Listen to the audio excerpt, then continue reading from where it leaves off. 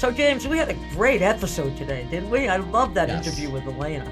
Yeah, one of my favorites, actually. I just think there's so few content creators in our industry, and myself being one of them. I love what she's doing on LinkedIn, and so I enjoyed kind of getting her, more of the full version of her opinion. It was great. Yeah. Yeah, I had read her stuff on LinkedIn, and it was like, oh, man, I can't wait for this interview because I really want to dive into some of these things because she takes an approach that's so refreshing.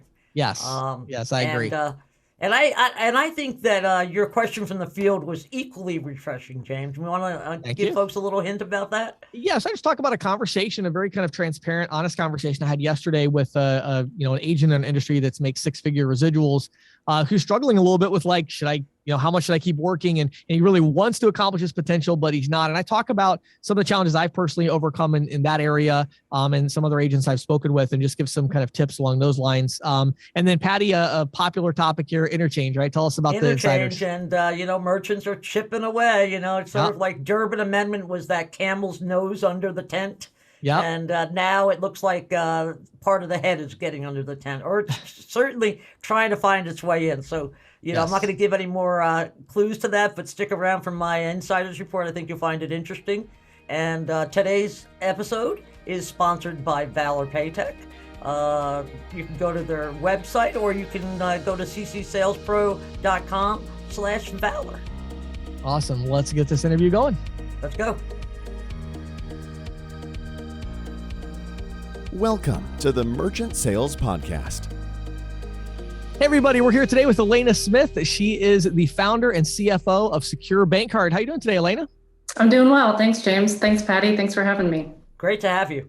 Yeah. So I'm excited. Yeah, I'm really excited actually about this topic today. So I've been following, as I'm sure many in our audience have, been following Elena's posts on LinkedIn. And today we really want to talk about, how much control over things like pricing and kind of merchant experience do, experienced agents and smaller ISOs, and how much control should they really have in order to maximize retention and minimize attrition, obviously. And so we're going to dive into that topic. But before we do that, Elena, it's been a little while since you were on the podcast. So can you give our audience your backstory? How did you get into this crazy industry, and kind of just, what is Secure Bank Card? Why are you doing what you're doing today? Give us a little backstory.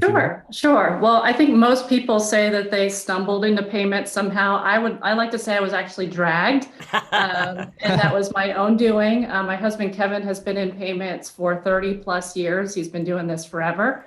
And he was building wholesale ISOs or managing wholesale ISOs for other companies for the longest time, and finally talked him into, hey, it's time to go. It's time to go do this out on your own. Mm-hmm. And when he did that, I'm a finance person. My background is as a CPA. So I was the natural selection for, hey, you're going to be my finance person if we go do this.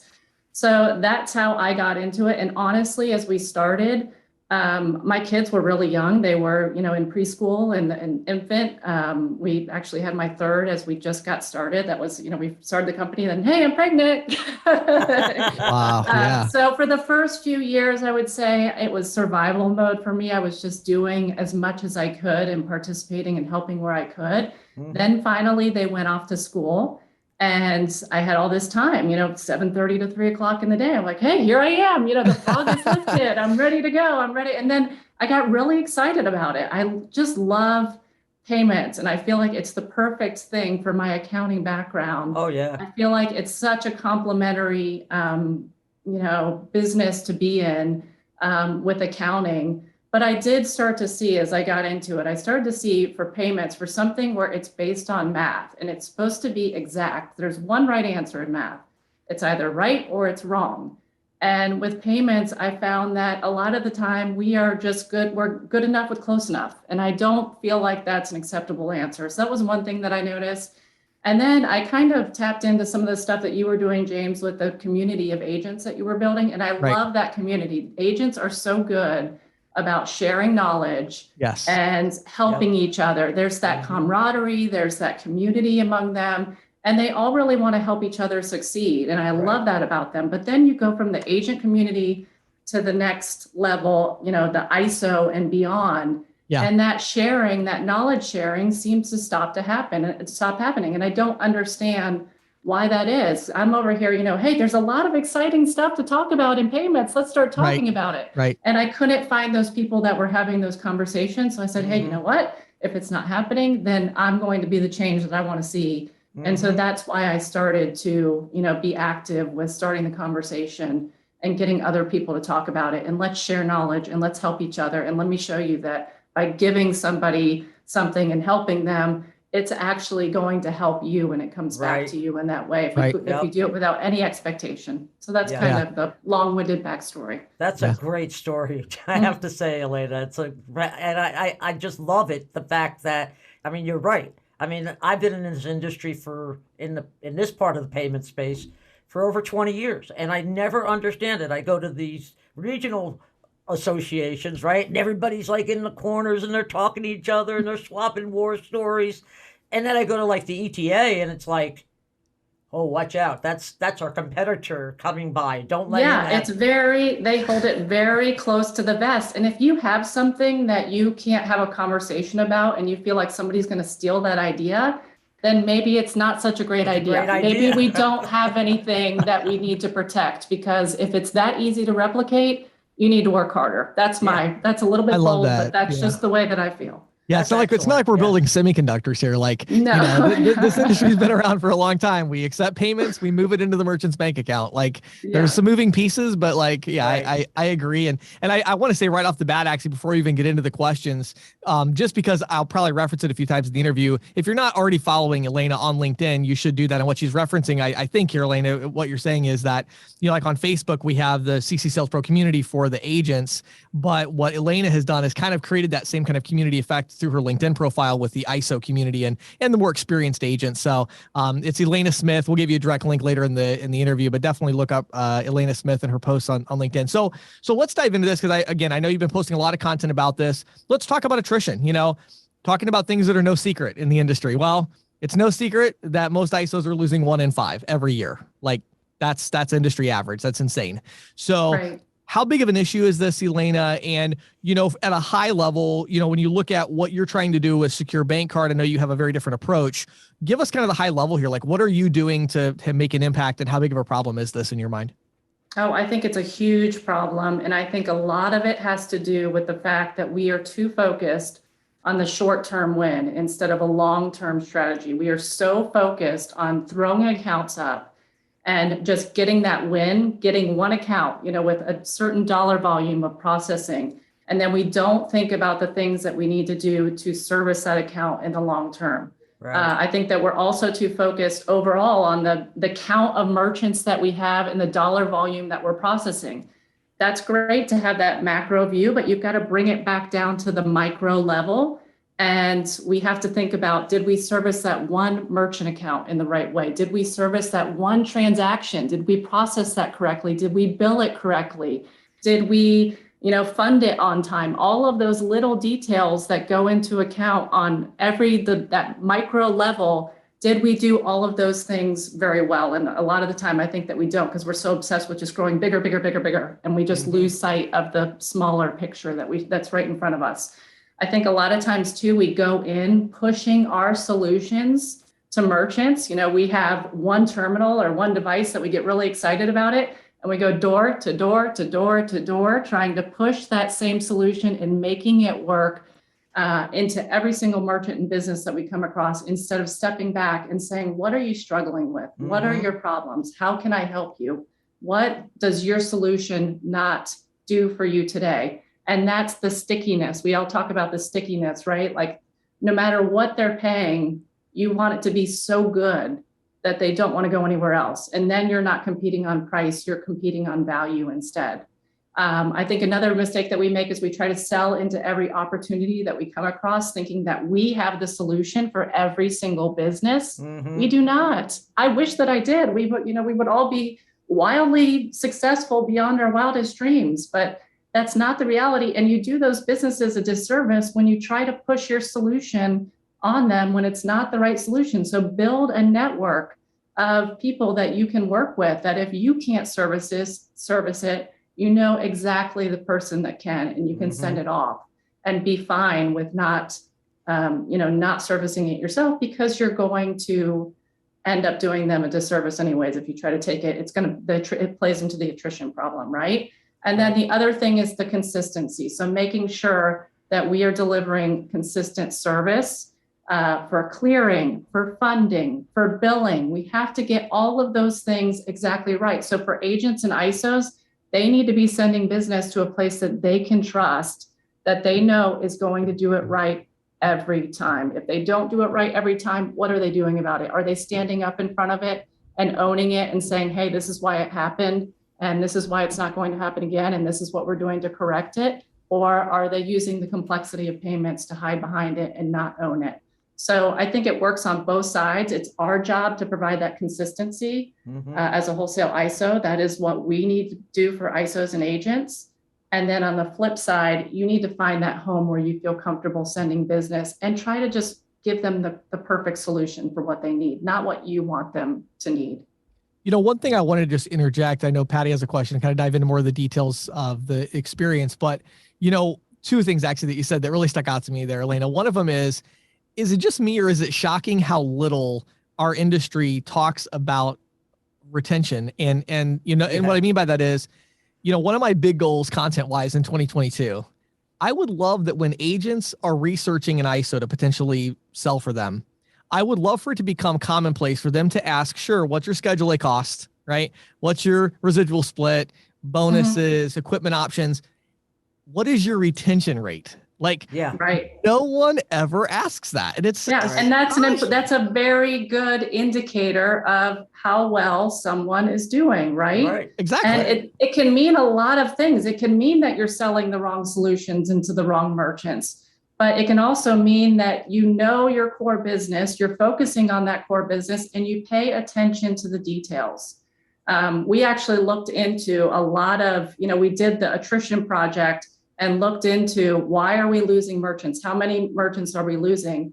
And it's interesting, the ones that we did lose, you know, the majority of them were because we sent them on their way. It's not the other way around. It's because they had chargeback issues where they weren't paying their bills. Those aren't the kind of merchants that I want. Right. But it ended up being, maybe we don't have an attrition problem. Maybe we have a problem with qualifying the right merchants in the beginning. You know, if we're getting people who aren't paying their bills and we're getting people that have chargeback problems, we have an issue internally with maybe we're taking business that we shouldn't be taking in the first place. So we had the kind of opposite problem, but that's good news for us that we weren't losing people because we weren't servicing them well. That's the worst problem that I want to have. I never want to have that problem. Yeah. And the other thing you said too, that was interesting to me was this idea that, you know, not every opportunity is right for every, you know, agent. And I think that goes to kind of the idea in our industry is kind of, you know, historically been everybody is a potential merchant. You know, you sell payment processing. Well, everybody accepts payments. Right. Hard to walk away from those opportunities, right? Right.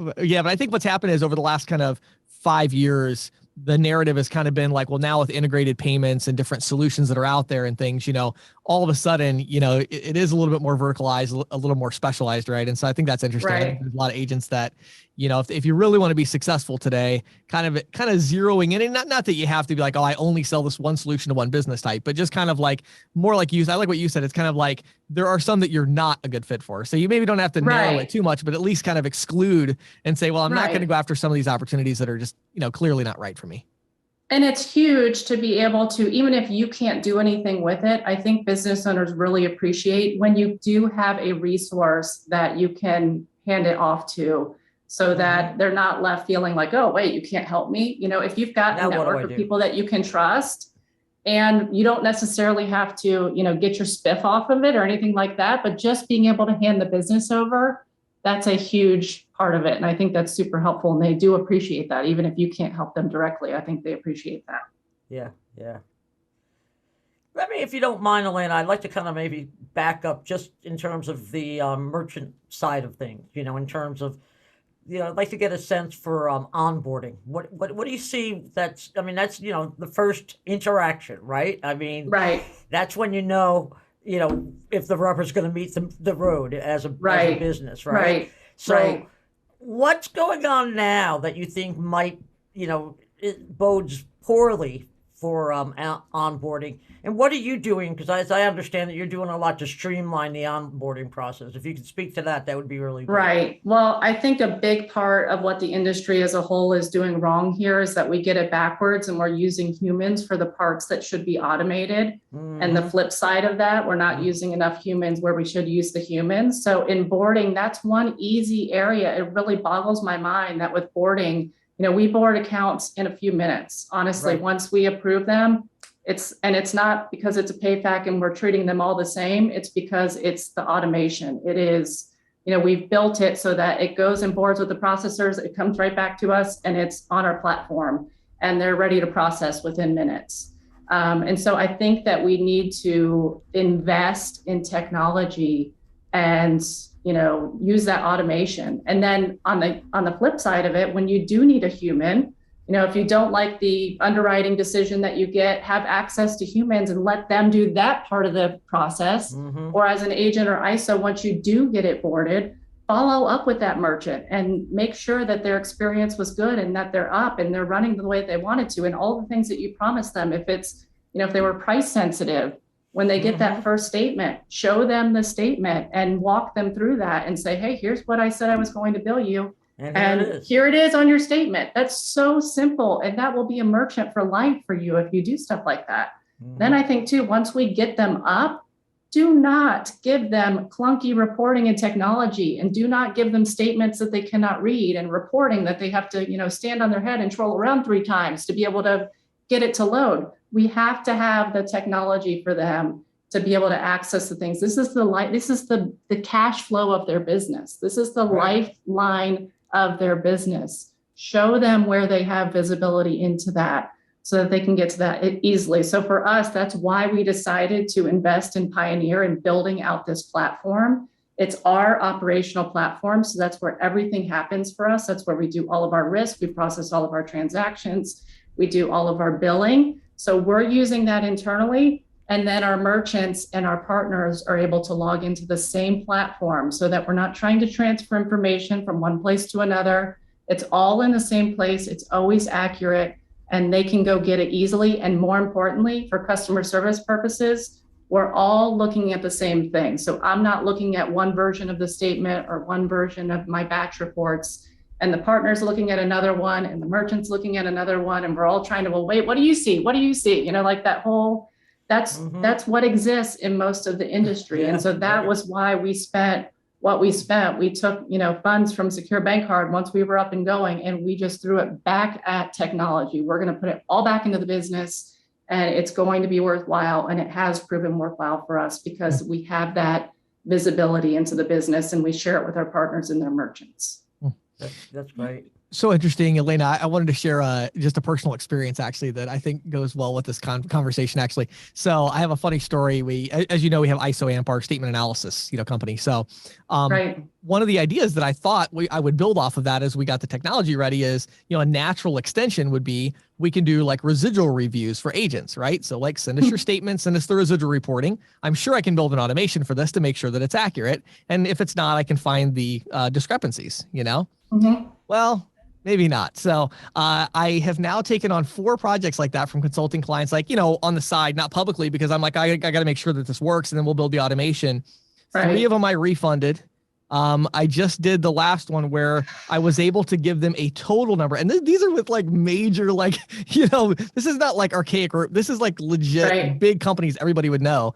And literally the residual reporting does not in any way sync with the Schedule A or the statement. The categorizations are totally different. It's so bad. The numbers make so bad. No sense. This is the problem to solve. Yes. I'm telling you, it's unbelievable. It's like that. Yeah. We get those kind of requests all the time from our partners. Hey, can you compare this? I used to have this account over here and now I have it here. Can you compare? Right. And I look at the residual reporting that comes out of some of these other, entities, and it is just, how do you know anything from that? And then these are the same people that are leading with transparency and saying, we give you everything that, no, you didn't give me the interchange categories. You didn't give me the Schedule A breakdown. You didn't give me any of that. So I can completely understand why that would be an almost impossible project. And I hate to call anything impossible. It is because everybody does it differently. Yeah. The last one that I did, I ended up saying, look, like I can't do what I said that I could do. There's just, it's absolutely impossible. There's no way to do a line by line comparison, but we can give you the total margin that should have existed and the margin that your processor reported, and you can compare those numbers. We can't tell you why they're different. Right. But we, it's literally that bad, So, okay. So I think that's interesting. Let's talk about though, what's really driving the attrition, right? Where, this merchant support. So this is so interesting to me because, I was doing consulting recently for a payroll processing company just because they were getting into payments, so I was helping them with that. And it is insane when you look at the difference between the number of calls, support calls that a payroll processing company gets from a merchant versus payment processing. Like payroll is getting a call like twice a month on average from every customer, right? Right. Merchant services, it's like once every 6 months or something, right? Like, and yet we don't seem to think that those calls are important as an industry. We generally leave people on long holds. We don't give them much. So talk about that. What is the impact there and how do you view this at Secure Bank Card? What are you guys doing about that? Okay, so the first thing is that we live in a world of self-service, right? Everybody expects to be able to go and get what they need on their own. And that was one of the reasons that we thought this investment in technology is so important, because we want to shape that experience for them. So that is why we thought it was so important that they be able to log in and get everything that they need to. And it's amazing when you give them what they need. One of the funny things that when people come and visit our office, they always ask, did you outsource customer service? Because I've only heard the phone ring once in the last 4 hours, honestly, because everything that they need is there on the platform and they want to be able to do it that way. They want to be able to go and get their own things. And so first, have that first line of defense and give them what they need in that way. It's fine if you want to do other technology and you want to have the little chat bot and invest in other channels. But at the minimum, give them that self-service option so that they can at least have that first line of defense. And if they want to get it on their own, then they can. I think another important thing is if you have an issue, like I said before, stand in front of it, own it. Don't try to use the complexity of payments as an excuse for a mess up. I think it speaks so much to people when you just stand in front of it and tell them exactly what the issue is and explain it to them. And again, say, this is why it happened. This is how we're fixing it. This is how it's never going to happen again because we're doing this to fix it in an ongoing fashion, so that you have addressed it completely. Another thing that we're big on too is when our partners ask for refunds and they want to cancel a merchant account, I think it is awful the way that those simple situations get treated in our industry. And we make people jump through hoops to get refunds. We make them jump through hoops to have their account canceled. If they want to cancel, you can do, what you want to do to try to save it, but do not make them fill out 5 forms and fax it to 5 different numbers and then cancel it a month later and charge them, the 30 days leading up to that cancellation. That is unacceptable. It is it puts our industry in a really bad light, and it's all too common. Our view is the merchants belong to the partners, and you tell me you want to cancel this account, done. We're going to cancel it for you. And it's going to be effective with the next billing cycle. You want a refund? Done. It'll go out with the next funding cycle because it's their merchant. They're not ours. It really bothers me the way that some of these companies get this, the bucket of merchants. Oh, we didn't make our number this month, so we're going to come up with the ABC fee, $19.95 a month, and they throw out these junk fees, and that's the way they make their number. And then we wonder why we have an attrition problem. Right. And then mystery. And then it puts even more pressure on stick count and volume and things like that, because it's like now we have to sell so much in order to see growth year over year because we have to sell so much just to stay flat. You're overcoming. Yes, you're overcoming. And then it's not just a 1-for-1 merchant account replacement. It's replacing the margin. You don't know that you're going to replace that account with one that has as good of margin as the one that you just lost. So you're trying to make up for that margin loss as well. So it's a game that you don't want to play. It's a game you're always going to lose. So it's better to take care of the merchants that you already have than to try to chase and chase and chase and chase. It's unproductive. Yeah, I like that. And then I think as an interesting follow-up here, when we talk about the agent and the ISO in this kind of merchant support, thing. So you mentioned that, in your model, you look at the merchants as like, hey, this is the agent or the ISO's merchant, right? What role do they play in, hey, a customer does have an issue or they reach out or whatever, like, how are you handling that with them? Are you trying to keep them in the loop? Are they involved? Like, what are your thoughts on kind of their involvement versus your involvement? I'm just curious how you guys handle that. So we let them, to the extent that they want to handle it, we let them handle it. But if a merchant calls us directly, we treat them like this is my merchant in the fact that I'm going to take care of them to the extent that I can. Another thing that I love that we do is that we keep logs of everything that has changed on a merchant record. And we post this for our partners so that when they log into their dashboard, they can see if anything at all changed, if the pricing changed, if the funding method changed, anything having to do with a merchant, it is posted to their log so they can see the old value, the new value, so that they can stay in tune with what's going on with their merchants to the extent that they want to stay involved with what's going on with their merchants. If they want to be a little more hands-off and let us handle it, then we handle it, again, just like it's our own merchant that we're trying to keep for you on your behalf. Yeah. I'm wondering, one of the things that keeps coming up in this industry that, seems to be a persistent argument is pricing and margin. Should pricing drive margin or should margin drive pricing? I mean, it all seems to kind of come down to that. And it seems to me that one or the other of these strategies is going to be a help or a hindrance to attrition. Meaning, it's going to reduce attrition or it's going to make attrition worse. What's your approach to this? How do you feel about this? Well, again, so when we built Pioneer, we try to do it with flexibility. So they could come to us. And that's actually one of the main reasons when we first started, we went to one of the mega processors and said, hey, we've got this great idea for a pricing strategy. Can you do this for us?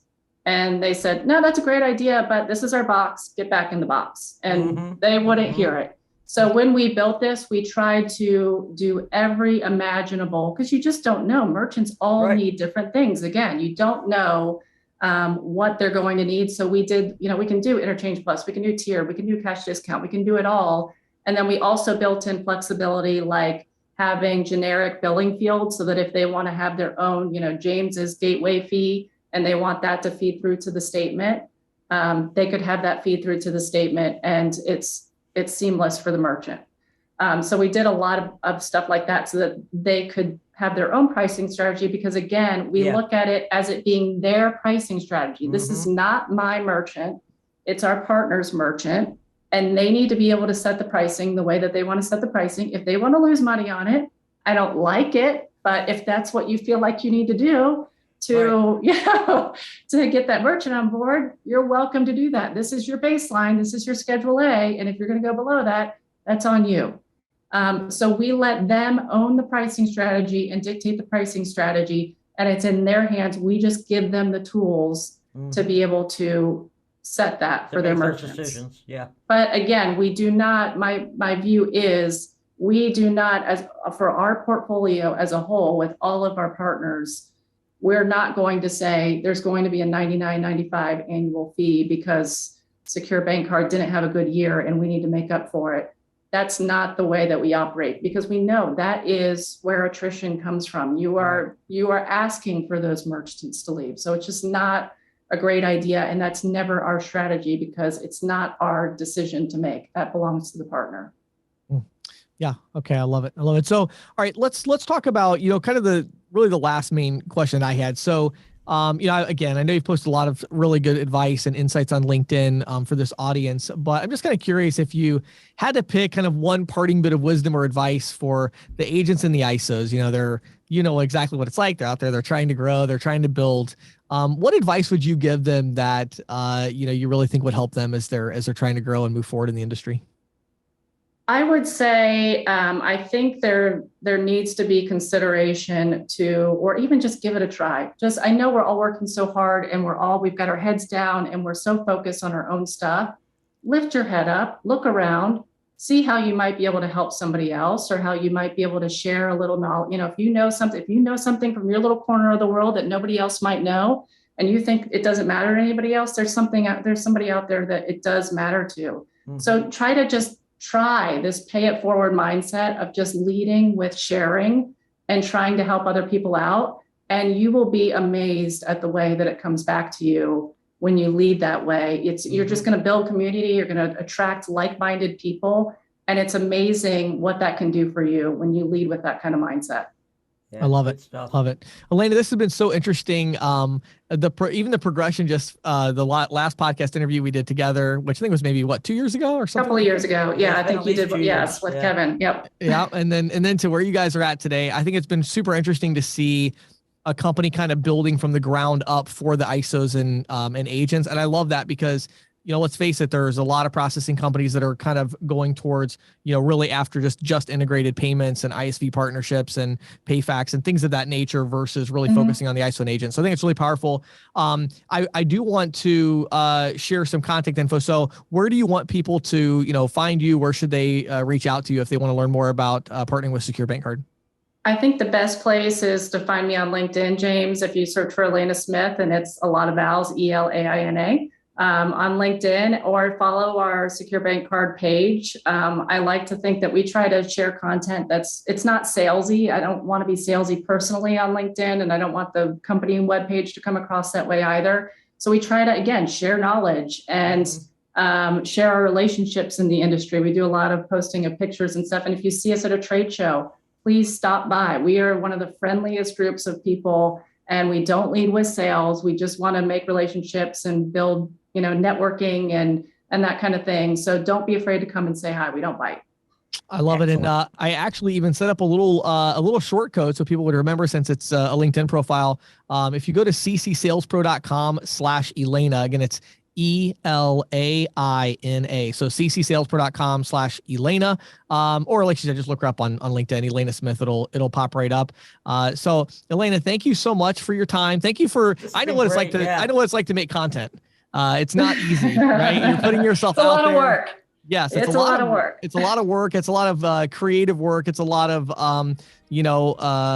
confidence and the ability to let people kind of come back at you with their opinion and stuff. And so I really do appreciate what you're doing for the industry on LinkedIn. I encourage our audience to follow you. So thank you again so much for taking the time today. Thank you, James. Thank you, Patty. Sure.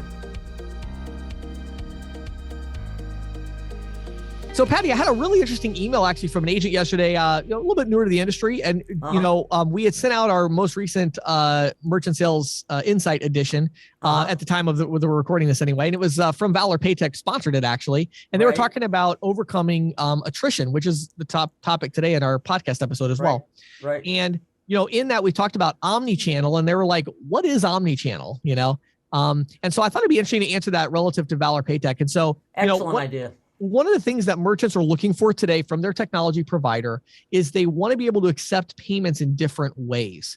So, when you think about, hey, here's your terminal, you can process payments there. That's nice, but the merchant might also want to send email invoices to larger, maybe contractors or other, businesses they're working with.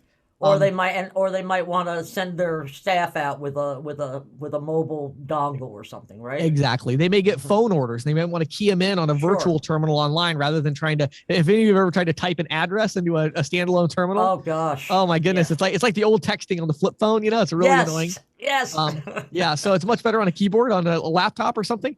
So the idea would be a merchant wants to accept a virtual terminal, traditional terminal, standalone, the dongle on the mobile reader, all these different things, e-invoicing, text invoicing. And so one thing that Valor Paytech does is they're a platform provider where they do have, I believe, the leading terminal that exists today, several of them. They have a smart terminal and a more of a traditional looking terminal. Right. But in addition to that, with one merchant ID, you can have a virtual terminal, mobile swiper, email invoicing, text invoicing, all these cool features, right? All these and no like having to take off one hat and putting on another so that you can deal with the e-commerce, for example, right? Everything's right there. Yeah, and to answer the other question we always get, again, this is a processor agnostic solution. So the Valor Paytech is not a payment processing company. Nope. They're a processor agnostic technology provider. So whether you're an individual agent, you're an ISO, you should reach out, go to ccsalespro.com, cccsalespro.com/Valor, VALOR, cccsalespro.com/VALOR.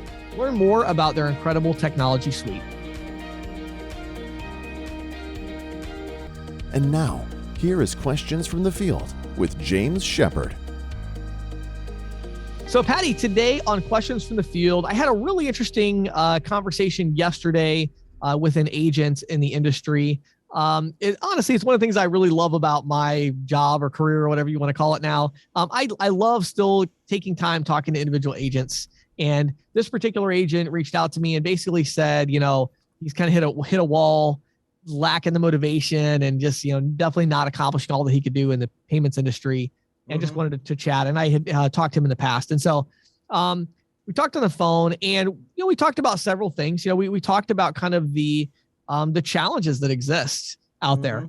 There's a lot of markets right now where, cash discounting in that particular market has become somewhat saturated. And what a lot of agents are starting to see now is they're starting to see some where a lot of the merchants out there are, if they don't already have cash discounting, they're maybe against it, or they're maybe even offended by the suggestion in some cases, right? Sure. And then we have traditional processing, and it's like, well, now we're going up against all these ISVs and all these POS, and so it's not gotten more difficult. I don't believe it's just changed. And so this particular agent, though, we talked about a lot of these, things, these nuances, but what we really zoomed out to is, I said, what kind of money are you making right now? I said, if you didn't work this next 12 months, how much money would you make in the next 12 months if you didn't work, other than maybe following up on some customer things, referrals? And he's like, oh, I'd make, a good 6-figure income, and I said, okay, so why are you selling payment processing? Why are you still selling? And, again, I won't go into the details of it, but bottom line is he didn't really have a very good answer for that question, and what I talked to this individual about was, I said, look, you've gotten to this point in your career. I said, this is a really good problem. I said, you're getting burned out because of your level of success. Right. It's much better than being burned out because of your level of failure. Like, that's good. At least you're not saying I'm broke and I'm always going to be broke. You're kind of saying I got plenty of money and I'm always going to have plenty of money. But what's interesting about that, and we all know this kind of intuitively and from our connections, that, I know tons of very wealthy individuals that are miserable. And I know a lot of people who don't have very much money who are very happy. Yeah. And I know vice versa. I know wealthy people who are very happy, and I know people with no money that are just, a total downer, right? And so what we find there is, it's not really your level of success that determines your happiness. It's generally your level of growth. And it's your level of passion, and it's, it's your satisfaction, self-satisfaction, or yes. your why. Yeah. Your why. Yeah. It's a good way to put it. Yeah. It's why are you doing what you do? And, for those of us that have achieved a level of success, I mean, we've all had this happen. I have a experience I go back to often, several times in my life, two major times in my business career, where I got to a point where I was kind of like, what am I doing? Why am I working? Why am I doing this? One time was several years back. I closed a really big deal where I realized, okay, I can take care of this deal. I can do the other things I have going in probably a couple of days a week. And so I'm like, what am I going to do? Do I want to go play golf 3 days a week? Do I want to live on an island? I don't know. What am I going to do? And so when you run into those moments, what's really important is, don't just keep blindly moving forward. It's time to take a step back. I advise this individual, I said, look, take a day trip somewhere. I don't know what you're into. If you're into nature, go to the top of a mountain. If you're, it doesn't just go somewhere. Have a pad of a paper and a pen, and that's it. Turn your phone off. You can afford to do that for a day. If something happens, that's okay. You're fine, and, just go somewhere where you can be alone. And you've got to take time to sit down and figure out why you're doing what you're doing. And I was explaining to him of how, in that moment for me several years ago, where I realized that there were some really big things I still wanted to accomplish, that I needed a lot more money to accomplish. Some charitable things I wanted to do, some other things personally and with my family. And I started kind of setting some goals. And so one of my favorite questions to ask is, if your income doubled, so if you made twice as much money next year as you made this last year, how would your life be different? What would you do with that extra money? What if your income increased, multiplied by 10? So, if you made $100,000 last year, think about how would your life, your family, your passions, your charitable contributions, whatever it is, how would those things be different if you made 200,000 instead of 100,000? Then how would they be different if you made 1 million instead of 100,000? Right. And as you start to think about that, and I mean, you really have to go granular, I think, to kind of internalize this and say, okay, so that would mean, if it was, if it went from 100,000 to 200,000, that would mean I'm making about, 17,000 a month. I think that is something like that. Something like that. Right. So imagine if next month you had 17,000 instead of your current level of around, say, 7,500, 8,000, right? Or I guess I mean 9,000 or something, right? So well, 8 is 96. So yeah. Yeah. So if you said I had, 8 or 9,000 a month right now, what if you had 18,000 a month or 17,000 somewhere in there? I mean, I'm talking about next month. What would you do with that extra money if you knew it was going to be, ongoing, right? What if instead of that 9,000 a month, what if it was 90,000 a month? So imagine next month you get $90,000. What would you do? How would your life be different? And of course, right off the bat, you're going to think about these kind of superficial things that don't bring you any happiness, but are kind of nice. Right. Oh, I'd buy a bigger house. I'd buy a nicer car. I would want a place at the beach, whatever. Yeah. Right. You would think about these things, but let's face it. I mean, those things are cool and they're fun and I like that stuff, but that's going to be a small percentage of that. Right. Like ultimately, most of you, if you've achieved any level of success and you've got some of the bells and whistles, but then you get past that and you're like, well, wait a minute, I'd still have $50,000 left. Right. Like, what would I do with that? And so think about that and think about, does that matter to you? Right. Like, and think about what you would do. And from that, you then can create some goals that are not purely financial, but are financial for a reason. Right. And you really need that. If you're listening to this podcast and you're kind of like, feeling like this person I talked to yesterday, that's kind of like, I don't know about this industry. Like it's getting a little harder for me. I'm a little more old school. I'm trying to adjust. Is it worth making this adjustment? What do I need to do? And so I think, having that, why, and, why am I doing this? That's a key thing. And then once you establish that and you have that motivation, like, okay, I'm going to do this, I'm going to move forward. Then my challenge to you would be go think outside the box. Right. So now, you want to grow. So take a step back and be willing to sacrifice something in order to get what you want. So the reality is you don't go from $12,000 a month to $100,000 a month as a straight line. Right. You go from $12,000 a month to $9,000 a month because you pay $3,000 a month to hire some people or to make an investment in something, or you know what I mean? You go from working 25, 30 hours a week to working 50 or 60 or at least 45, because you're going to scale something up. You're going to train people. You're going to hire an assistant. You're going to hire a telemarketer. You're going to do some marketing, whatever that might be. You're going to do something. Buy technology, Yes. Yeah. Yep. So you're going to do things differently, and be ready to embrace some change, because you're not going to get to where you want to go by doing exactly the same thing as you did to get where you are now. You're going to have to change. And the truth is, it's not worth embracing that change. I told this guy, I said, you might go to the top of a mountain for a day and you might come down from that mountain and say, I'm going to work payment processing for 2 days a week. Yeah. That's cool. Maybe you don't care about the money you would make in the other 3 days. You'd rather take your money and you'd rather do something with your time differently. I said, go back up to the mountaintop for the other 3 days. Right. It's like, there's nothing inherently wrong with that at all. That's fine. No. But make your decision. What this guy was doing, and many of you listening are probably experiencing this, he was just going through guilt. Because every day he's not working as hard as he could. He's not achieving his potential. And he's also not doing anything else with his time because he feels like he should be selling payment processing all day, every day. And I'm like, maybe you should, maybe you shouldn't, but like, go figure out what you want out of life and then map this is my plan to get there, and then execute that strategy relentlessly on a day in, day out basis. But when you don't have a strong reason, you don't have a strong why, well, the problem is you're not going to execute any strategy, and you're just going to be feeling guilty every day because you could be accomplishing so much more, but you're not. Guilt is like the worst emotion. I would rather be almost anything other than guilty. Don't embrace that. Instead, figure out what you want, and then don't make excuses. Just figure out what you want to accomplish. And again, that might be, I want to spend a lot of time with my kids and whatever, like, don't feel guilty about it. Just make your decision and then live with the consequences of it. And if you want to achieve more and you want to make a lot more money so you can do other things and give back, that's great. Dive in and make it happen, and understand you're going to have to do things a little bit differently to get to your next goal. Great advice, James. Thanks. That's fine. This is the Insider's Report with Patty Murphy. Well, James, the assault on interchange continues. Yes. Somebody sent me pinged me, and it may have been you a few weeks ago, about legislation in Idaho that is intended to ban payment processing fees on state and local taxes. Well, I took that and I was like, I got to do some research on this, and I spoke to a bunch of people in the know. I did some research, some searching around the web, and discovered there are 6 states now where such legislation is in some form of pending. Wow. Okay.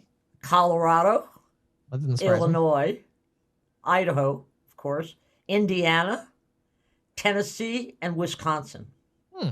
Wow. It's an eclectic group there. That's some Republicans, some Democrats. That's all over the board it spans the thing, the gamut politically.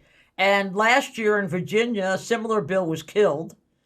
And in Virginia last year, that was clearly a Democratic stronghold. So if you want to, say Republican versus a Democratic issue, I don't think it is anymore, But, and it's kind of interesting. They all pretty much look the same. I had a chance to look at an analysis of the Idaho law, and it applies to sales and use taxes, hotel and motel room taxes, and cigarette and tobacco product taxes. And card processors would be required to either deduct any amount of any tax imposed from the calculation of interchange-specific fees to each form of electronic payment transaction at the time of settlement. Okay? Or they would have to rebate an amount equal to the interchange on the tax. Now, I have to tell you, I read this and I still couldn't figure out who would get the rebate. Right.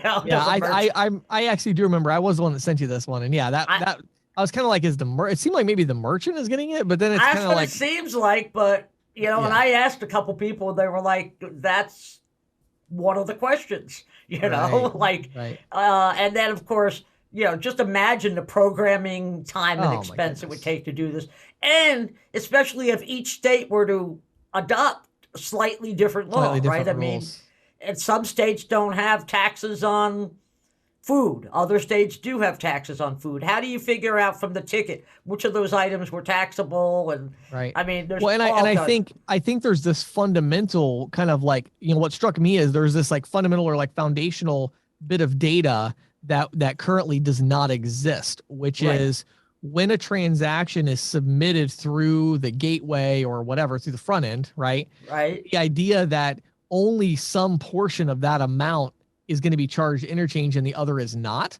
That doesn't even exist at all. No, you'd have to totally start from scratch. Right. So literally this would be a matter of like from the card brands all the way down, all the way to the acquirers, that would have to be created first, which would be a crazy thing.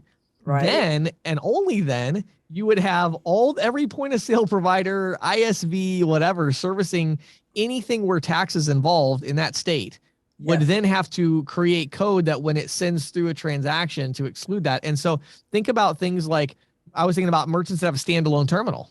Right. They just put the total amount in. They just put the total in, right. So you couldn't even, I think it will, I think for right now, it's going to get shot down in these states just because when they look at implementation, but I think you're right. I think it's such an interesting like attack that's just kind of ongoing of I think legislation where legislators are starting to realize that these fees are exorbitant and something needs to be done. Well, here's the thing too, there's a couple things here, and this is the way I look at it. It's sort of like the messiness of legislative compromise. Okay. So way back in 2010, the retailers poured all this money into, creating this term swipe fee to, describe interchange. Went hog wild lobbying Congress. We got to rein these things in. Right. Bankers, of course, have a lot of lobbyists. They came and said, no, you can't do this. The compromise we got was Durbin, right? Which was unworkable, unusable, didn't help anybody except for the merchants. I mean, I read one study that said only 20% of merchants reduced prices after debit interchange was capped, right? Right. And it's so, it just boggles the mind that retailers say, we're trying to help the consumer. And here's where I'm going with this. There's a group called the Merchant Payments Coalition. It was created back in 2010 or thereabouts. They're the guys that came up with the term swipe fee.